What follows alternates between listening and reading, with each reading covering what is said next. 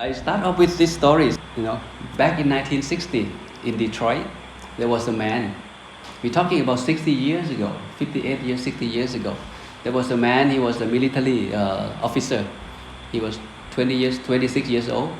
His hometown is very rural. After finished the training from Washington, D.C., he flew back home and he stayed home.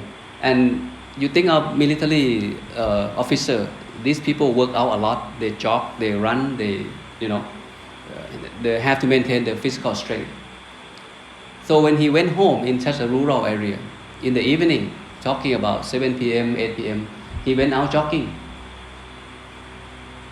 Imagine 60 years ago, a man went out jogging 7 p.m. at night, and the police happened to be there and found him. So the police chased him and stopped him. He said, "What are you running away from?" What are you running away from? This is something unusual. People don't go out and jog at night. And police think that he may be doing something bad and running away. So police stopped him, put him in the cuff. And the guy said, "You know what, I am a military personnel. This is my ID." He showed him the ID and police still don't believe him. He said, "I went out for jogging to keep my physical strength." "I don't believe you." So we put him in the car, in the back seat, and drove him home according to the address and verify with his wife that is this your husband? Did he actually go out and jogging? Okay, his wife showed up and said, "Yes, this is my husband." And that's what he did. Okay, that's what he do on the daily basis. See, jogging is something unusual. It's not regular exercise 60 years ago. I am talking about the same thing, okay, which is meditation. Meditation is something new to a lot of people. Something very new. A lot of people have doubt, have skepticism about meditation. If you see someone sit closed eye, motionless, speechless, you have skepticism. What is he doing? What is he doing? Even in my time when I was young, I noticed that my dad went to meditation retreat every weekend. He wearing white, observe 8 precepts. There were many great teachers back then in my hometown. We were living in a strong Buddhist community. People wearing white, going to the temple. And now in the young generation, people don't come to the temple to practice meditation no more. And that's my time. I see that, my dad, he meditated. But I still feel like meditation is something, maybe not for me. For spiritual people, for monks, not for people like me. I am a student. Meditation is something very new. Same thing with the guy that 60 years ago. And even nowadays, we in the 21st century, a lot of people still have no idea about meditation. Or maybe people know about good thing about meditation from journal, from books, from many scholars, but they still have doubt and skepticism about meditation. Maybe 50 years from now, or 100 years from now, meditation will become a normal mental exercise for all of us, the whole world. I believe so. 50 years, 100 years from now. Now it's still in the transition. Meditation has been around for more than 5,000 years, even before the Buddha enlightenment. People went out and did something like this. They close eyes, they sit, they walk, they look at the fire, they look at the sun, they do something, but we don't call meditation. The word meditation is something very new. It's an English vocabulary that comes with an unclear meaning what it means. What does meditation mean? It means thinking, pondering about something, right? Most of Westerners think, when I meditate, I think about my project. When I close my eye, I try to come up with the idea what to do next. And that's the idea of meditation in the West. This is completely opposite to the idea of meditation in Buddhism. So if you come from that background, now it's time for you to adjust and take new information with you. Okay, and that's what happened. This guy is weird. He sit and he do nothing. What's the benefit of him doing that? And many students I met in IDOC have the same question. They don't see that how can meditation help improve life? How meditation can help us to live happier or enlightenment. They don't see. It's just something that they not get used to it. Okay? Now you as a Buddhist monk, the concept of meditation has to be clear. Otherwise you will practice with doubt. Okay? And then you have no faith in the teaching of the Buddha. And the faith level is going lower and lower because you don't see the result. Okay? So the guy go out jogging, try to build the muscle. It doesn't come overnight. He need to keep running, right? It requires a lot of work, effort, and dedication. Same thing with meditation. You don't see the result tomorrow, okay? But with your persistence, with perseverance, eventually you find, okay, what it means by meditation, where meditation can take you. So back to 1893, okay, the guy named Swami, okay, he was the first person who bring the spiritual teaching to the West, to Chicago. And then people start, pay attention about, what is spiritual development? He gave a lot of lecture, got a lot of attention. He went to many places. This is a starting point in 1893. He was born in India, become a Hindu spiritual teacher, and he went to the US. And that's, people start to know the word yoga, the word meditation, spiritual development. And later on, okay, in 1967, the Beatles, everyone knows the Beatles. They went to India and meditate with the master named Maharishi, who happened to be the founder of TM, or Transcendental Meditation. And once the Beatles got there and learned how to meditate with this guru, all the cool kids back then, the generation back then, now they hated for the cushion, they want to sit.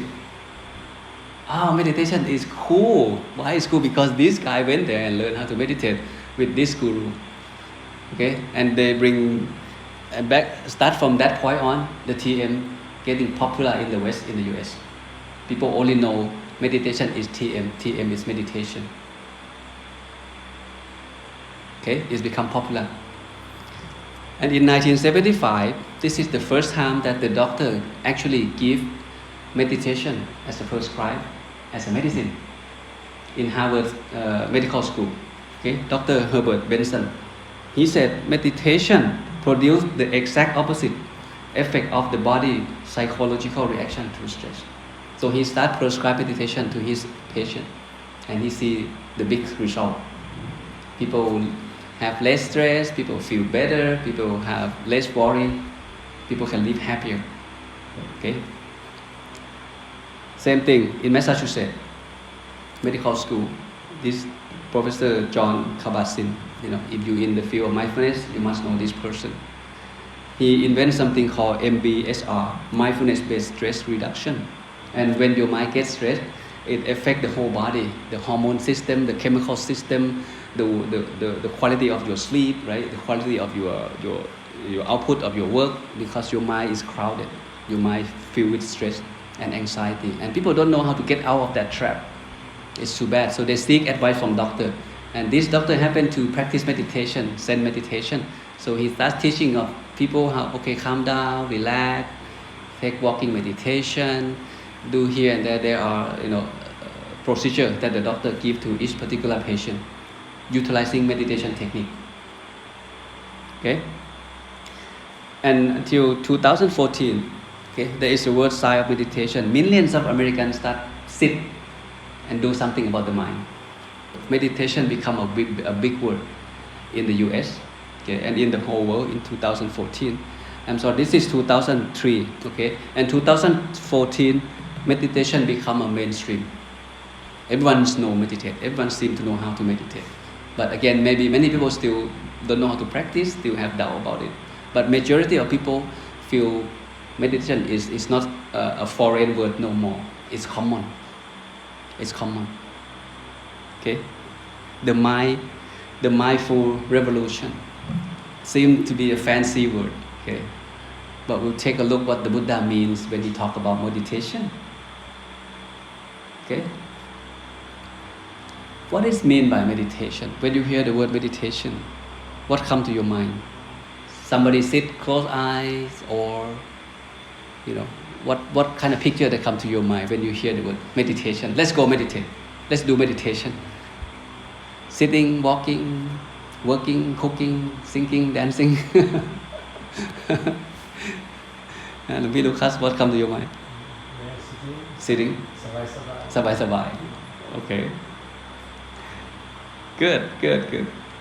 Meditation again is English vocabulary. Okay, it doesn't mean anything much. We don't know what it means by meditation. We still have to ask what is meditation.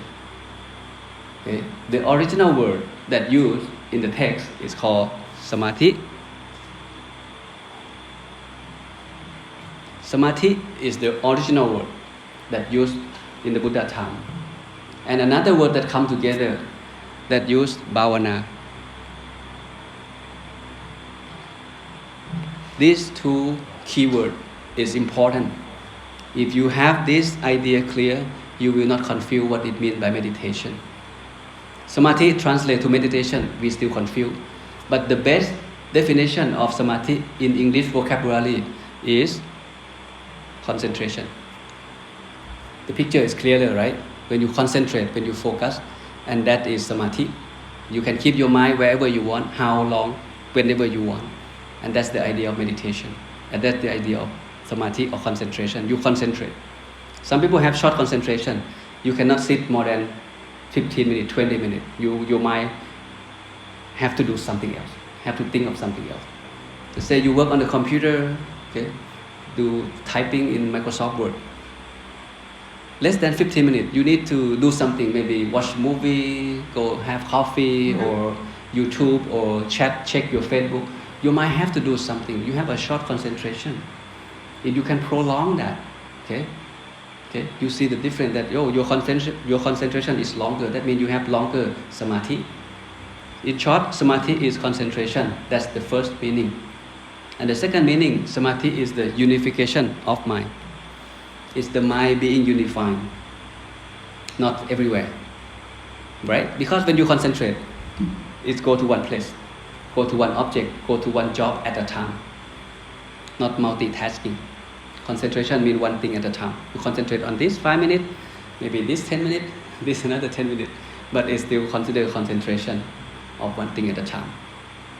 And that's the meaning, okay, of the Samadhi. And the second word is Bhavana. What does Bhavana mean? You hear a lot. Samadhi Bhavana, Panya Bhavana, Citta Bhavana, Metta Bhavana. What is Bhavana then? Okay. Bhavana is another beautiful word. Okay. It means to develop. Okay. To grow, to cultivate.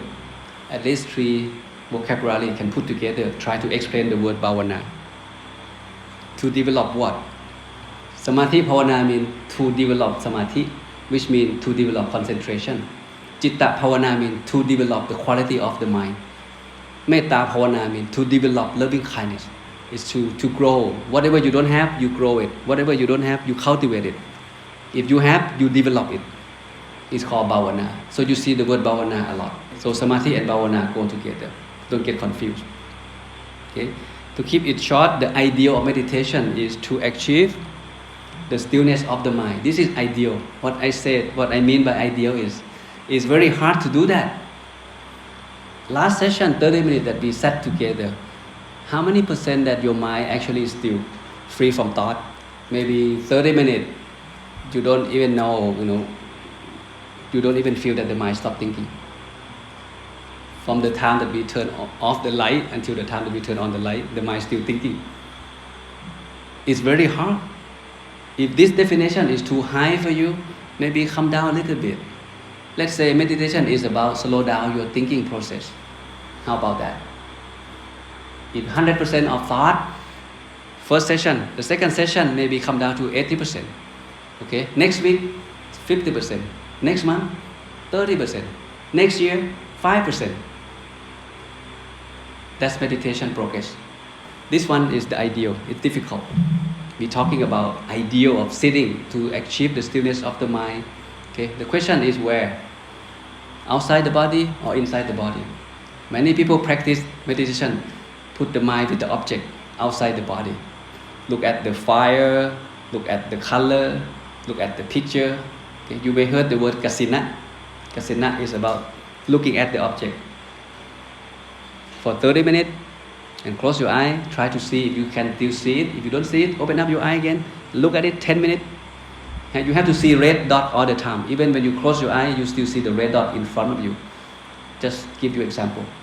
But when we meditate, according to the teaching of the Buddha, we bring the mind inside. Then the mind can go deeper and deeper. Because the home of the mind, just keep it simple. With body and mind, where is the body stay, right? Inside the body or outside the body? We born with the mind, right? So the mind should be inside of the body. But we don't know where. We don't know where is the home of the mind. It still remains secret for many of us. How many of us know where the mind is located exactly? Do you believe that you have mind?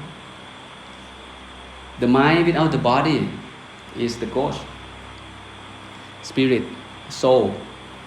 The body without the mind is dead body. Don't have to work, don't have to eat, don't have to do anything. In order for us to be a complete human being, we need to have body and mind. So that means the mind inside the body. We don't know where. If you believe that, the second question is, okay, if I have the mind, what is my mind look like? What size, what shape, what color, what function, what quality of my own mind? No one knows. The Buddha happened to be the first person who revealed this secret to mankind. That, hey, you know what? Your mind exists in the body. But the text didn't say, in the Tipitaka, did not mention anything about location of the mind. Right. We're so fortunate to have access to the master knowledge, wisdom. He tells us exactly where the mind is located and how to achieve, how to verify that your mind exists. He gives us the precise technique, precise methodology of how to do that. I was so excited when I got to the teaching of Luang Pu for the first time, because I was wondering the same thing. Okay, I kind of understand that the mind exists, but the question is where, what size, what shape, and how can I find my own mind? Okay, everyone wants to know, and everyone should know. If these two ideal, again, like I said, perhaps meditation can be looking at as the technique that help you to slow down your thinking, okay, and make you feel less and less boring, feel more comfortable, feel good about your own self. Okay, this is something very beautiful. The Buddha talked about the development of concentration. That means there are 4 levels of meditation in Buddhism, at least 4 levels. The first one, the meditation that lead to the present abiding in the present life. And this is the meditation technique that available, okay, out there. When you talk about meditation, people only understand the first level of meditation. That's it. To have good life, to reduce stress, okay, to look younger, to have good memory, things like that. It's only first level of meditation. In Buddhism, we have something deeper than that to be offered. So welcome to learn, welcome to know, and explore by yourself, prove it by yourself. The second level of meditation to the attainment of knowledge and vision. So we hit another technical term is called jhana. This jhana is the state of mind being completely tranquil, perfect equanimity, no thoughts. In that state of mind, okay, there's no worry about anything, you feel good in the meditation. The defilement cannot take control of your mind. But when you get out of your meditation, you become the same old person. You're still getting mad, you're still jealous here and there. But when you go back to meditation again, those things stop. You feel good, happy, smile, and walk out of this room and start yelling to people again. And that's how it works. Okay, this is the jhana. Okay, the knowledge and vision. Understand better. It's another level of meditation. The third level of meditation is mindfulness and alertness, or mindfulness and awareness. Still difficult to understand what is mindfulness and what is awareness. Okay, I really like Luang Por Thanajayo saying. He said, you know what? This is about keeping the mind at the center of the body all the time. Because when your mind at the center of the body all the time, you are protected with all the sense-based organs. What you see doesn't matter. What you hear doesn't matter. What you smell doesn't matter. Because your mind is protected, it stays inside the body. I don't know if you notice that every time you have problem, suffering, have doubt, that time is the time your mind stay outside the body all the time. You walk by the window, shopping mall, you see the new clothes, new fashion. All of a sudden you want to have that clothes, that watch, that phone, because your mind go out there, go after that object. And then you are suffering because you don't have enough money to buy. You don't have enough money to buy. This causes you suffering. But as long as the mind stays inside, that means sati and sampajanya is fully awake. Nothing can harm you. Okay, it's beauty, so what? My phone is still working fine. I don't need it now. Right? Okay, woman, beautiful, so what? She get old, she die someday. I continue ordination. Being a good monk, right? So it's about the mind stay inside. You will not get agitated. Okay? And the last one, this is the highest level of meditation in Buddhism, is about ending defilement. We're talking about liberation. The mind fully liberated from defilement, from greed, from hatred, from delusion. 100% freedom. This is the ultimate aim of meditation in Buddhism. And how do you know your mind in meditative state? I think this question is important. When you sit, how you know am I in meditative state yet? What kind of characteristic of the mind when the mind in that level, in the meditative stage? Okay? At least four things. Number one, the mind is powerful.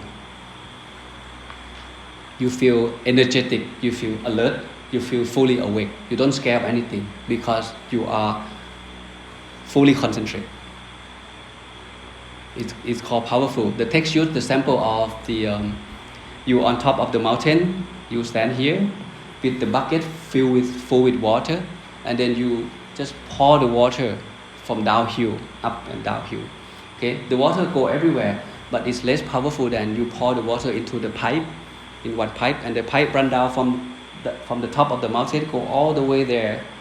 At the end of that tunnel, the water is very powerful. Or you think of the lens that we put. If you put the lens underneath the sun, you get the heat from the sun, right? And that lens collect all the energy. You can burn, you get fire, you can burn the leaf. But without the lens, the sun is there, the leaf still there, it doesn't get burned. Same thing, when the mind fully concentrates, it's very powerful. Very powerful. That's why meditation is important. It's powerful. The second one is serenity. Serenity, you think of the ocean with no wave. The water like completely still. It looks scary though, but it's super peaceful, super serene. That's the mind when the mind in concentration, when the mind in meditative state. It's very serene. You don't afraid of anything. I'm cool, whatever it is. That's why Arahant, they don't get nervous. They don't get scared of anything because their mind is always serene inside. And the third one is clear and soft. Clear means you can see through. You can see things the way they are. Your mind is clear, bright, and you feel soft. It's not hard, it's soft. Okay. And the last one, we talk about happiness. You feel happy. This is a good indication. To me, I use this one a lot to check, am I meditate well or not? If I feel good about it, it doesn't matter. I like it. And I give myself 10 score. 10 out of 10. Even 1 minute of my 1 hour, if I feel happy, I'm happy, I'm done. This session is good for me. And next session, we work out again. But happiness is a good indicator to tell us that we have good meditation, to tell us that the mind is in meditative state. People who meditate feel happy. Okay, even 1%, 2% doesn't matter. As long as you feel good about your own meditation practice, okay, you're on the right track. Whatever technique you use. Okay. The question is, Luang Pi, what is best meditation for me? For Alex, for Lucas, for Ryan, for Jimmy, Nikki? I don't know. Okay? What is the best food for you? What food you like the most? You have to try it yourself. And then you know, oh, I like today's spaghetti. Oh, I like steak yesterday. Oh, I like sticky rice. You have to try it. And then, have faith with that technique and practice, stick with it, stay with it long enough until you get the result. The Buddha talked about nature of the mind. To keep it simple, I come up with this picture.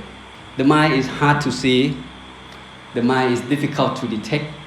The mind is difficult to control. The mind wandering fast and far. The mind unsteady. It gets agitated a lot. The mind gets excited all the time. Extremely sudden. And it conceives one thing at a time. This is a good information. Okay? You cannot cry and laugh at the same time. You cannot feel happy and sad at the same moment. If you do, I suggest you to pay visit to the doctor. Okay? Because you cannot. This is the nature of the mind. This is the reason why we need to practice meditation or practice concentration or samadhi. Because the mind thinks a lot is the nature of the mind. To think. And most of the thing it thinks is something like nonsense, something negative. Some scientists said in one day, human being think more than 10,000 things per day. And that's a lot, right? So at the end of the day, you might get tired. And that is why if you never meditate before and all of a sudden you join the meditation retreat and you feel struggling with thought, with worry, this is completely normal. Don't get agitated, don't get cranky about it. This is 100% normal. But if you stay with it long enough, okay, give yourself 3 months in a row, 10 minutes a day for 3 months, and you will be noticed, you will be surprised that, hey, my thought has been decreased. I feel comfortable, even though the thought's still there, but I can sit 20 minutes, okay. That's a good sign. Okay? Don't expect to be 100% in that 20 minutes, no thought at all. Impossible. Impossible. Even advanced meditator still cannot 100% free from thought. But as long as you know that you start to think, if your mindfulness is strong, you can bring it back. Sabai, sati, sabai. And then thinking again, bring it back. This is meditator. And then you become master on your own practice. And that is the reason why the mind needs to be trained. The Buddha emphasized that the trained mind brings happiness and untrained mind brings suffering. If the mind is untrained, you think a lot. Whatever you see, you want to have. Whatever you hear, people say something bad, you get mad. You get cranky about it. The mind needs to be trained. Trained to listen, trained to let go, trained to be aware, trained to forgive, trained to forget, trained to control. This naughty monkey, okay? If you have monkey, how can you steal the monkey? You need to give the monkey something to eat. Maybe banana. You give him one banana, he stop, he eat. When he finish eating, he move on to another tree, right? So you give him another banana. If he enjoy that banana, he stay. Give him second one, third one, he stay longer and longer. You need to know how to play with your own mind. And that's referred to meditation object or the mantra that you use to keep the mind busy. It like to be excited all the time. It excited this moment. You think of the kid, the kid all of a sudden cry for some reason. Maybe he has pain or he feel hungry, so he didn't know what to do. He don't know how to speak. He just cry, right? And all of a sudden you give him the candy. All of a sudden he can smile and laugh. Because the mind not worry about that pain no more. It get excited about the candy. So the kid laugh with tear. He was crying, tearful on his face. All of a sudden he starts laughing with the candy. Because the mind moved to another thing, the next banana, the next excitement. The mind it like to be excited. That is why the new iPhone always get people excited. So people want to buy it. They had to add new feature. Okay, present to you that you need to have it. You need to have one, and then you get excited about it. Once the mind get excited about it, then you go after it, because you're not mindful enough. But if you mind inside, you are protected. Okay, it's not easy. Okay, this picture again, I think it helps us to understand the word mindfulness and concentration much better. Okay, I was in Texas a few years. I noticed that in Texas, people train horse. Many houses they have horse. Okay, in the rural Texas. And I noticed that there is something called the pole like this. And I asked them, what is this one? And they said, this is called the patient pole. Patient pole. You have to be patient. The horse needs to be patient. When you get a wild horse, you cannot just get on it and ride it. It doesn't allow you to do that. You need to tie the horse to the patient pole and play with the horse 1 week, 2 weeks, doesn't matter. Touch the horse, feel the horse, smell the horse, let the horse feel you, let the horse smell you. Eventually the horse kind of calm down and let you play with it, let you walk it, let you put the saddle on top of it. It takes time, depends on each horse, how naughty it is. So it's called patient pole. Same thing, the horse represents the mind. This is our mind. It doesn't like to be still. So you need to find a way to tie it with something. Okay? The pole is concentration. We want the mind to be here. Concentrate here. Samma arahang, Puttho, yup no, pong no. Doesn't matter. This is the pole. Sati or mindfulness is the ropes that hook the horse with the pole. So now we hook the mind with sati. It's a rope. So you can think of sati as a rope. When the mind wants to go out, you pull it back. The horse can run, but it cannot run far. Eventually, the horse will get tired and stay still. That means it concentrates. Same thing with the mind. If your mindfulness is strong, whenever it thinks, you bring it back. Whenever it thinks, you bring it back. I like the word Longpo used. He used the word takhub. I don't know what's the word in English. He used the word takhub. You know what takhub means? What it means, takhub? Takhub means you like this. Every time it go out, you takhub, takhub, takhub. Oh, like grab it, bring it back. Grab it, bring it back. You grab it. It's called takhub.